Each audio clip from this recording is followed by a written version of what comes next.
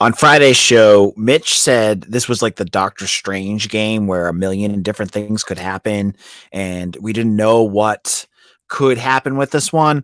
Well, I think getting clobbered by Louisville was not one of those outcomes that we expected to happen, but hey, this is where we're at.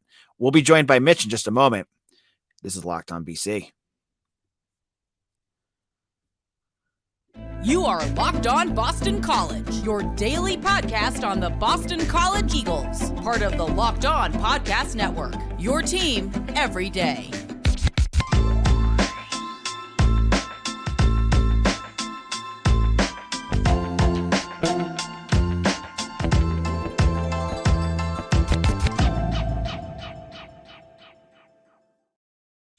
Hello, welcome, and I hope you are doing better than BC football right now. This is Locked On BC. Today's episode is brought to you by LinkedIn. These days, every new potential hire can feel like a high-stakes wager for your small business. That's why LinkedIn Jobs help you find the right people on your team faster and for free. Post your job for free at linkedin.com/LockedOnCollege. Terms and conditions apply. So, I can't believe what I just watched. BC's defense had one of the most pathetic outings I've ever seen out of a Boston College program. The secondary, for a head coach like Jeff Hafley, who had secondary experience, with Azar Abdul-Rahim, who's their defensive coordinator, who also has secondary experience, to put forth an effort like we just saw today is inexcusable. Jack Plummer, as Mitch has said on our podcast, and he's going to be joining us in just a moment, was exceptionally mid, but Boston College made him look like Dan Marino out there. Like, it just seemed like it was pitch and catch on some of these plays. And Boston College, their defense was bad. It was so bad. And now we have Mitch to join us, so I can't wait to hear what Mitch has to say. For our staff writer, Mitch Wolf. Mitch, how's it going? Another Saturday. So I was just ranting and raving about the secondary. I'll let you jump in on that. What the heck was that? It just makes me really look stupid for saying Jack Plummer was aggressively mid when he had like a career day throwing the ball. You're just saying he looked like Dan Marino out there. Yeah, albeit some of it was on screen, so that's right off the catch. But all those deep bombs over the top where guys were just getting cooked. I'll need to rewatch it again, but it just seemed like guys were out of position. They weren't being put in the best position to make plays on the ball, to stay with receivers. That's the thing that Braum is good at. Is he's good at scheming guys open. I would say I honestly thought BC's defensive line did a decent job getting pressure on him. So that was a decent improvement to see. Run defense is a different story, though. Yeah. And it's kind of hard because you have to think back to the beginning of the game when it mattered, because obviously BC was getting stops with late in the game, but it didn't really matter. But the defense just looks absolutely terrible right now. The guys that you need to be playing better, like your veteran leaders, are just not playing well enough. Your Elijah Joneses, your Cam Arnold's, your Vinny De Palmas. And again, another game where I honestly think Donovan Ezaraku has more penalties this year than he does pressures, because he's just been a complete non-factor. So that's probably the biggest issue right now, is this defense just really can't stop anybody there, giving up huge explosive plays, which, and a lot of times BC would, get some decent, be decent on early downs, then just allow a haymaker over the top. So I'm not sure exactly whatever they're doing with, again, and the same thing happened out of halftime. It wasn't even a drive. It was just one play on that halfback screen to Jawar Jordan where he just took it to the house. You just have guys that are not able to execute the assignments that they're being asked to do. And when that happens enough where it's happening like this, you need to change the scheme. And, Hafley is very married to his single high cover 1, cover 3 defenses. And he's explained why, at least to me. I don't know how much he said that publicly, but it's just not working now, because, and it's the thing he said is that it helps prevent explosive plays over the top or deep over the middle. And they allowed, 3 or 4 of those, and some of them were down the sideline, but still guys are just getting cooked deep. And, I said, like, going into this game, you look at Louisville, they have these 2 games against FBS opponents and teams that are not good FBS teams, Georgia Tech and Indiana. And those games were weird and close. And the other game was a blowout FCS team. And for most of this game, this looked more like them blowing out an FCS team because, and I mean, honestly, like, it's, you see like a few moments where if you change how they go, you wonder how it changes how this game starts and then how the game develops. Because on the first drive, BC takes the ball, they get absolutely hosed on a spot where Kai Robichuk clearly rolled over the first down line, and they just said that he didn't. Next few plays, they get a sack, and then they get the face mask penalty, and then 2 plays later, Louisville's in the end zone and off to the races. So it's, it's kind of how football games go, where it's like if you just change a few things in the beginning, how does that change how the rest of the game script develops? Yeah, I mean, it was. You think like that, and then you think to some of the stuff Adazio said, and it sounds like almost identical. Like, I'm sure I chose, instead of going to the press conference on Zoom, to go to this because I think folks probably want to talk more about this than want to hear what the staff has to say, because I think most people honestly don't care anymore. Right. Like, and just being honest, right. Yeah. Like, I can write about that, but because I think you are getting the same things every week. Yeah. Right. So it's really not changing. And yeah, exactly. So what it is, right? So the defense we talked about, but it's hard to say a positive, but at least Thomas Castellanos looked like the same Thomas. It took a little while to get him going.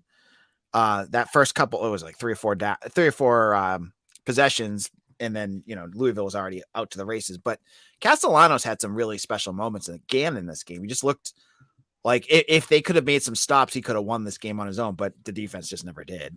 Yeah, and I mean, one could say like, oh, like by the time he was doing that, the game was already over. And I mean, what was it? Was it 28-7 kind of at its peak in the first half? I'm just going back to look at how the 21-0, 20. Yeah, so it was 28.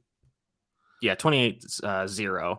And then he started making plays. So you wonder if Louisville defense kind of, sat on their laurels a little bit. So, but he did bring them back at least a little bit.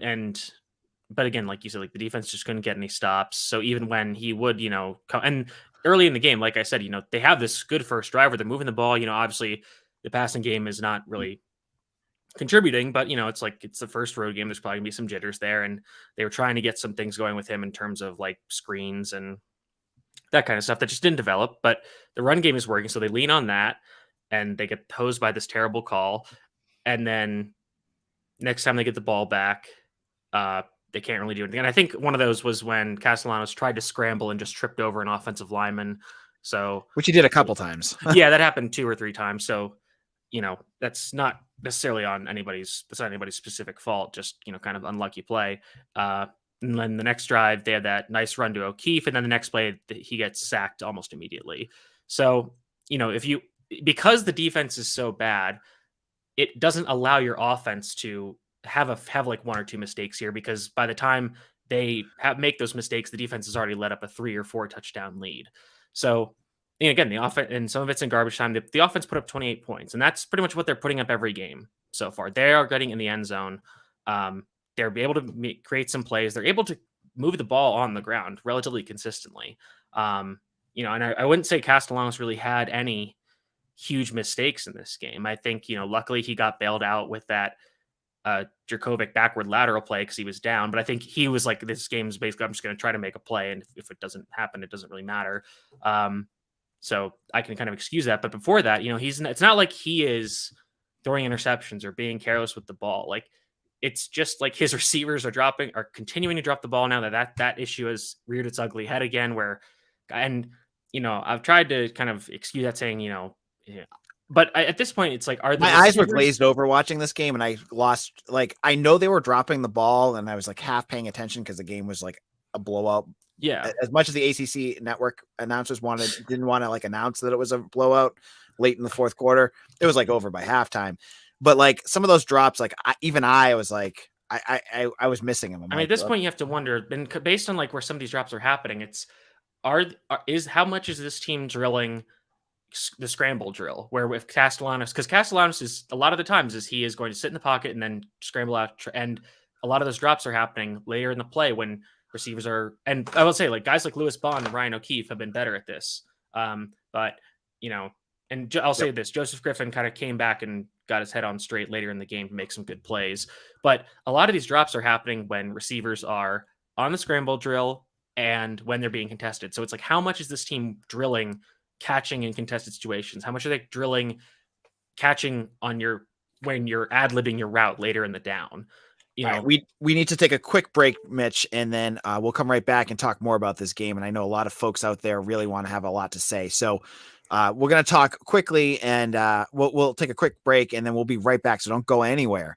Now, if you are out there and you are waiting to make a hire, these days, every new potential hire can feel like a high-stakes wager for your small business. You want to be 100% certain that you have access to the best qualified candidates available. That's why you have to check out LinkedIn Jobs. LinkedIn Jobs help you find the right people for your team faster and for free. So if you're hiring, all you need to do is add the purple hashtag hiring frame to your LinkedIn profile to spread the word that you're hiring. Simple tools like screening questions make it easy to focus on candidates with the right skills and experience so you can quickly prioritize who you'd like to interview and hire. It's why small businesses rate LinkedIn Jobs #1 in delivering quality hires versus leading competitors. LinkedIn Jobs help you find the qualified candidates you want to talk to faster. Post your job for free at linkedin.com/lockedoncollege. That's linkedin.com/lockedoncollege to post your job for free. Terms and conditions apply. Now, are you missing the A1 sauce for your steak? Or did you just run out of your favorite K-Cups? With the DoorDash delivery service, you can get what you want right when you need it. So with thousands of grocery stores to choose from, you'll find the best in your neighborhood and boost your local economy with every order. And want even more value? You can save all your grocery and restaurant favorites with a $0 delivery fee on eligible orders with a Dash Pass membership. So get 50% off your DoorDash orders up to $20 value when you use code LOCKEDONCollege at checkout. Limited time apply, terms apply. That's 50% off up to $20, no minimum total. And $0 delivery fees on your first order when you download the DoorDash app in the App Store and enter code LOCKEDONCollege. Don't forget that's code LOCKEDONCollege for 50% off your first order with DoorDash. This is Locked On BC, and I'm surprised. I've done a lot of post-game shows, and we've got the most on this, and I thought most people would have been on with their day. And thank you so much if you're listening to this live. Hit that like button on this video. It does help a lot with the algorithm, and if this is your first time listening, I ask you to subscribe to our channel too. We have Mitch and I do podcasts at least 2 or 3 times a week, and we'll have more and more coming up. We're going to have hockey coverage. I have some news to break here, or not to break, but to announce here that you may not have heard on Eagle Insider on our third segment, but we're back to talk about this game. And yeah, everything kind of just fell off the wheels, and let's talk about a few bright spots. We talked about Castellanos and what he was able to do. But I think as the year has gone on, we can talk about Lewis Bond as being really, he's becoming a special wide receiver. Like I thought Joseph Griffin or Ryan O'Keefe would be that, but he's really turning into that. Ryan O'Keefe had a very good game as well. He did too. I want to say that. Yeah. Like he is, I think I was hoping he'd be a little bit more, but he has been kind of as advertised to this point. When they get him the ball and he has some room to create, and they do a good job of scheming up touches for him too, he can make some plays. So I would say he's been good. Like you said, Lewis Bond has been awesome. Guy who's playing, you can tell he's playing really hard, just the way he's able to create yards after contact and just finish out plays. So I've been very impressed with his play. Hopefully Joseph Griffin can build on what he did later in this game. He had that really good catch down the sideline. But early on he had some drops. So I'm hoping he can kind of fix that. I guess we'll try to stick with bright spots. Again, the running game, when they're not, they're not in a huge hole in terms of the points, like this team can run the ball decently well. Yep. Kai Robichaud, again, they didn't have the chance to run that much just because of how lopsided this game got so quickly. They just couldn't really run because they had to throw to even stay in the game. We saw Pat Garwo come in a little later. And he was doing decently well. Again, that was kind of garbage time. Alex Broom got some decent carries in this game. So when BC is in games that are not complete blowouts, they can run the ball decently well. So that's another positive, but it's just a matter of, and on the offensive line front, I think this was their worst game by far. I think there were some injuries. Jack Conley played, I think, at least most of the second half at right tackle. So I don't know what's going on with Ozdrapilo. He might be hurt. But, we talked about penalties a lot. This was definitely not, this was not, anywhere near the last few games. You have a few mistakes here and there. The face masks are getting really ridiculous at this point. The first one on the 3rd and 18 was, and again, like some of these are tough because it's like you're trying to go in to make the tackle, so you have your arms wide to try to wrap the guy up, and just gets caught. And but then there was one at the end of the game that was an offsetting, I believe, where, and this kid's a freshman, so he's young and stupid, but whatever. But I think it was Carter Davis. Yep. Okay. KP Price. KP Price. I get them confused. He was going to run a ball carrier into the sidelines and didn't even try to tackle him. Just reached out, just grabbed his face mask. And I just couldn't believe it, because it was just like, that was just so stupid. But other than that, I think they had a holding on a play where it was, Castellanos scrambled and he was just trying to avoid the sack. So that one I'm a little more willing to excuse. You didn't see a lot of those procedural penalties. You had one or two, but those are going to happen. Yep. But especially on the road, that definitely was as much of an issue. Did it look like they were into the clap, by the way? We talked about that the other day. They did, yeah. So that was something that I was kind of wondering if they would do, being on the road, is they would go back to that clap cadence. And again, I think they didn't against Florida State because they didn't want Florida State teeing off and figuring out the cadence so quickly. So that was part of it. I thought the officiating in this game was really bad. I know somebody mentioned in the comments earlier, but there was a spot at the end of the game where Louisville was given a first down where the guy was not even as near where close where Robichaud was to converting his early in the game. So, and just a lot of other, there was a couple pass interferences earlier. Couple pass interferences. The one where Castellanos got his helmet taken off on a late hit. I remember, I think it was against Wake Forest where Cole Batson got penalized. Actually, no, was it Louisville? Oh no, it was NC State. It was NC. I couldn't think of it. It was definitely a red team. So it was NC State where Cole Batson got a penalty for doing the same thing, if not worse. It wasn't even as bad as that one, because guy took Castellanos' helmet off with the hit. So that wasn't called. Like you said, some missed pass interference penalties. So I thought the officiating was really bad in this game. But again, that's no excuse. Yeah, it didn't really matter by the end of the game. In terms of the fake kneel, let's talk about that. that I honestly, I don't really care about. I think that's fine. Yep. It's on BC for not covering it. Yeah, and that's the thing is, I mean, like, we see this every once in a while, and it's a rare play, and that's why teams aren't expecting it. I can't remember if like Purdue. I feel like Purdue might have ran it a while ago, so maybe they should have seen it on tape. I don't know. But I don't hate Louisville for calling that. They had all 3 timeouts. I frankly expected them to just come out and just try to put together a drive because they had all 3 timeouts. Yep. And then they got that big run on the fake kneel. So I don't hate that at all. It's more on BC for not being in a position to stop them once they got that play.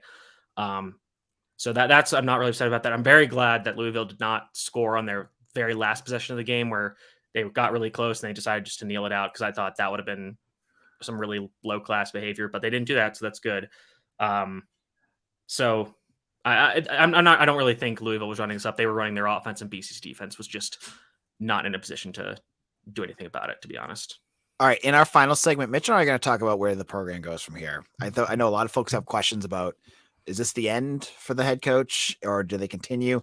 We'll give our thoughts about where BC goes from here and what we think about it in just a moment. Now, I lost my spot. Sorry. If you were like me, you go over to FanDuel. And you can snap into action this NFL season with FanDuel, the America's #1 sportsbook. With NFL action heading into this weekend, you're not going to want to miss out some of the great spreads, player props, over-unders, and more. So visit FanDuel.com/lockedon and kick off the NFL season today with FanDuel, the official partner of the NFL.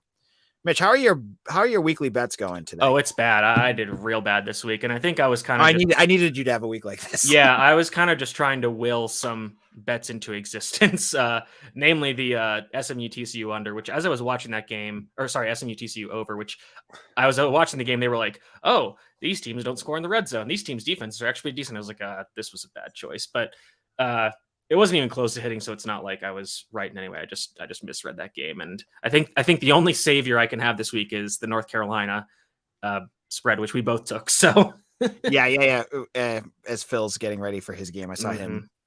him. But I know you don't want to talk about job security in a coach, but this is the kind of loss that makes you kind of wonder about it, right? Yeah. I'm not. There's a comment and says the officiating to me seems like an excuse. I'm not saying they lost because of the penalties of the officiating. I'm just saying it was bad. That's just. I'm not saying that had anything to do with the outcome. The outcome, the game developed because BC's defense was terrible. The defense was terrible. The reason they lost is I'm not. We're talking about just little nuanced stuff, type of stuff. But anyways, back to this question. Going into the season, again, and I preached this from the beginning that I did not know how this game was going to go because I felt that we did not know enough about Louisville as a team. Frankly, based on how BC, looking at how much we know about BC, I'm still not sure we really know what Louisville is as a team. Frankly, to this point, they haven't played anybody good, so we don't know what they are. I feel like we have a better sense of what BC is after this game, and a lot of people were very high after being tight with Florida State, which I was like, guys, I don't know, like, there's a lot. The BC got lucky sometimes there with the kickoff and the defensive touchdown. Those things aren't necessarily going to stay. So I was worried about that, and it kind of all came crashing down in this game. But again, I didn't think that this was a game that BC had to win this year. So I'm not sure that really changes my calculus. I think in order for this team now to get to 7 wins, is the path is much narrower, right? Especially if the defense doesn't change up how they're playing. So I want to jump in on this too, because I had BC winning narrowly by this, but I got where you came from on this. And because again, like I was saying, I'll get this, then you can go back to talking. Yeah, go ahead. Like, again, if BC is given the right call on that first drive, then they get a score, and then so again, it's there's little margins that wildly change the outcome of this game. So go ahead. Right, but like I didn't expect their defense to come out looking as I'm going to say it pathetic as it did. It was pathetic. They let up 575 yards. They let up 7 straight scores, which was, I think, unheard of. What you had the stat, didn't you? Or I saw someone had it. It hasn't happened in years. It was not me. I think it was just the broadcast, but yeah, it was. I mean, it was what was it, 42-14 at the half. Yeah, and then Louisville scored the next drive. So they scored on the first play of the drive. Yeah, so they scored on their first 8 possessions. Right. So yeah, I mean, it's just they just didn't do anything, and again, like the thing we talked about is this defense is just getting absolutely massacred by explosive passing plays. The run defense is hit or miss. And I go back to that Jalen Cheek one. He got torched at one point. I think it was Amari Bruce. Amari Huggins Bruce. Yeah, Amari Huggins Bruce. He had enough time to turn around, go back for the ball, and Jalen Cheek was still nowhere near him. Yeah. It was that bad. I mean, like that's how, like, it wasn't like Jalen Cheek was like on him and it was a good pass, or like even like he just missed him by a step or two. Like Bruce had him by like 5 or 6 steps. It was. I mean, and Cheek had another one. I mean, not Cheek. Thrash on the touchdown right before the half where he was wide open. The other one to Huggins Bruce down the sideline against Clink Scales was wide. Like these were all wide open. That even the ones that weren't touchdowns, the big throw, the receiver was Kevin Coleman. It was on Elijah Jones. I think this was their second touchdown drive. Yep. Where on 3rd and 10, he hits Coleman for a 32-yard gain where, I mean, Coleman had at least a step, maybe 2 on Jones. So it's just like guys were just getting super wide open all over the field. And, I think you could say that at least in the first 3 games, a lot of the times BC was in contested catch situations where it's like, okay, like that time, like Johnny Wilson just, he wins that because he's 6'7". Jalen Coker had that really crazy catch for Holy Cross. These times, but this was very different where guys were just running wide open all over the field. And yeah, so when I see that, this is year 4 of Jeff Hafley.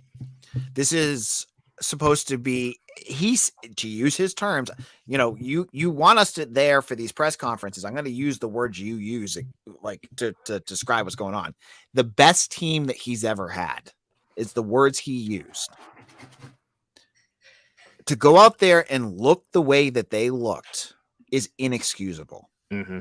And any program that has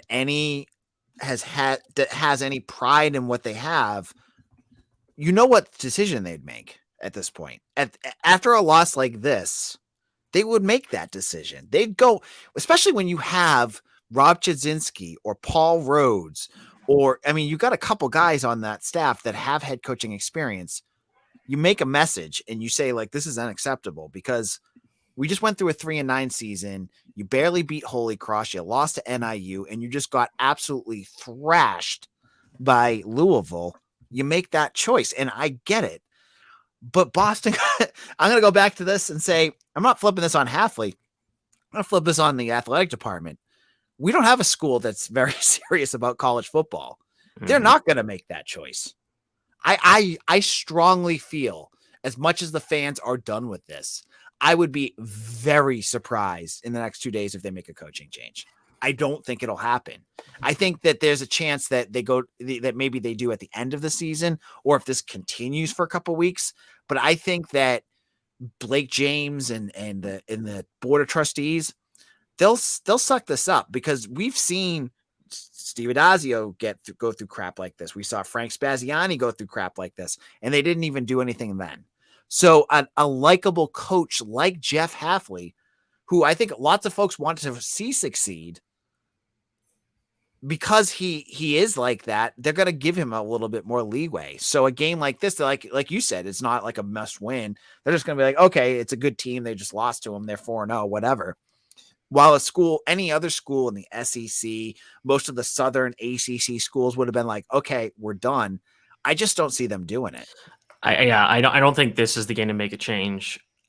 I feel a little differently about the next few games in the schedule, because those are must wins. You've got Virginia next week. Virginia has not won a game, but they've been very competitive. They've got a kind of an electric. It's kind of similar to BC. They've got an electric young quarterback. Their defense is pretty suspect, and they're kind of undisciplined. Yeah. They get that game at home, and is this Parents' Weekend? It is Parents' Weekend. Yep. Okay. So the fans will be out of there by halftime. The students will be out of there by halftime. That's fair. They've got their dinner in the North End, and again, don't blame them. No, that's very true. So that's one. You go on the road to Army, and Army is a lot better than I think a lot of people thought. They've got that offense figured out, and it's that game. That's the game. It's like NIU on steroids. Yeah, exactly. They're just gonna run drives that BC can't stop. They'll get 3 yards of carry, and then BC will never stop them. Yeah, and then you've got I think the bye week, and then I think that placement of the bye week is very interesting. After that, you've got on the road at Georgia Tech, which again I don't think we really know much about Georgia Tech, but they're kind of similar. They're another kind of bad FBS team, and that's on the road, so I don't have a lot of faith. And then at the end of the month, you've got home against UConn. And if that game is a loss, BC losing to UConn 2 years in a row with the most recent one coming at home, and especially with a team like I know people are going to be reticent to hear this, but this team is a lot better than the team last year. Yeah, and that's pretty much all on the offensive line. I would say the defense is pretty much the same. Maybe the defense might be a little bit worse, but the offense is miles ahead of where they were last year. So on the aggregate, they are better than the last year's team. There is literally no excuse to lose to UConn this year. And so if that happens, then I think we could see them break precedent. But again, this is a very slow moving administration, both the president and the athletic director, who are, very buddy.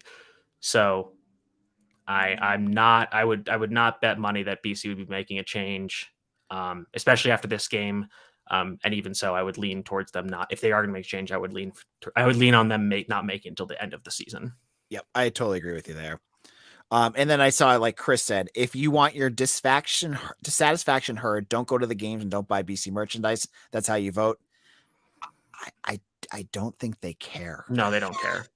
like you can say that, and people aren't going to the games, and they still don't care. Yeah, now, especially, Florida State, at least you had a red bandana and a marquee opponent that drew some people in. But now I just don't think you're going to see a lot of fan interaction with this. And I mean, at this point, again, BC is, as a football program, I would say, like, BC has been treading in the wrong direction for a long time. Yeah. You had some positive blips with, early in the Adazio tenure, early in the Hafley tenure. And honestly, I'm kind of, I'm doing this with a lot more teams, not just BC. I'm kind of throwing 2020 out at this point because there were just so many weird variables, and BC kind of has a bit of a unique situation that it's a much smaller school. It's no. Sorry. No, I'm not letting people who. No, yeah. Let's bring in the guy who just got fired for hazing when another program is being threatened with. So let me read this out before Mitch reacts. Peter says, would Les Miles or Pat Fitzgerald resurrect BC football? No, they would literally kill it because they would have the death penalty brought down on the program because Les Miles was fired from Kansas for covering up multiple sexual assaults. So no to them. Absolutely not. And I don't want to hear names of those guys because like that again, that's how you get a death penalty as a program. So enough with that, But sorry, I had to bring that one up. That one killed me. Sorry, Peter. I know you're a big BC fan, but that one was a good one. I hope that was a joke because if not, that's just ridiculous. What were we talking about? I lost track. BC the administration BC football has just been on a downward trend, and the downward trend being toward like being one of the worst teams in the Power Five. Yep. And again, BC is not going to move down to the Patriot League or the American. They're not just going to leave money on the table. That's just that's just not going to happen. So I have to say with BC, there is a bit of malaise there, but like the people that say they don't put money, they do put money. They just make horrible hires a lot. Yeah. Like we put up on our board that they paid Frank Signetti more than Wake Forest paid their offensive coordinator when they went on that run. Jeff Hafley is making as much as many ACC coaches. So they are paying, but they're just making terrible choices. And I mean, honestly, I'm not super thrilled about. I'm not excited about Blake James's ability to make the right hire for the next era if and when that happens. I think he's gonna be very traditional about it, and I don't think he's gonna really. And again, like it's tough. It's tough to say like, oh, think outside the box, but like. I want to say I don't want to get too far down this road because I don't want to kind of talk about this until we have a real concrete thing. So we're going to wrap this up because we're out of time. I have other things. Mitch has other things and we're out of time. So we'll be back tomorrow with another fresh episode. Mitch will have a chance to we'll both have a chance to digest this game a little bit more. But thank you all so much for listening. We have 44 live listeners right now, which is insane compared to what we usually have. Thank you. Hit the like button on this podcast right now. And if you are new to our podcast, subscribe right now. And before we go, I want to let you guys know, and I'll say it again, tomorrow's episode on Eagle Insider. Right now, it's been a football heavy site. Eagle Insider's part 247. We got Mitch, who does all the football analysis. I give you all the recruiting news and football news. We brought aboard, I know a lot of folks are really excited about this, BC hockey blogger who is going to cover BC hockey. We have never had hockey coverage on our site. This dude has every insight into. Just be glad because otherwise I was going to start making stuff up about hockey. Yeah, Mitch. But BC hockey blogger knows recruiting. He knows the team. He knows everything. And right now, if you want to get excellent hockey coverage, football coverage, everything here, go to Eagle Insider. We have a special 50% BC hockey blogger joins Eagle Insider deal to become a VIP member because some of his stuff's going to go behind the paywall. So make sure you sign up today. I think I'm so pumped because I love hockey, but I don't know anything about it. If you told me what a forecheck was, I couldn't tell you what it was. BC hockey blogger knows all of that. He is an expert. I'm so pumped that he's coming on Eagle Insider. So go over to Eagle Insider and sign up today for 50% off. Mitch, we'll be talking again tomorrow. What else do you got to say? Or tell me where to find you. Sorry. You can find me at Mitchell T. Wolf, WOLFE. Again, I'll have our 3 stars of the game out tomorrow. Not that it matters much. And then we'll do the game rewatches, in which I'm sure I don't know if this is going to be the game that breaks my brain, but I think if things start to continue down this path, my brain is trending that way. And I want to give a special shout out to Theodore Edson, who said says, please, when this coaching search starts, no one suggests Doug Flutie. Yes. And no one suggests, well, Luke Kuechly, actually, I think he's done some coaching stuff. He did a little bit of scouting for the Panthers. So he's done a little bit of scouting, but we're not going down the Coach Prime path. We're not doing that. Okay. So anyways, thank you all so much. Mitch and I are going to head out. We have a busy Saturday night. Listen, if they hire Flutie, he's going to let the fans storm the field every game. Cause man, if I know anything about that guy loves storming stuff. Oh God, Mitch. All right. We're going to head out. Take care, everyone. See you soon. You are Locked On Boston. God. Sorry.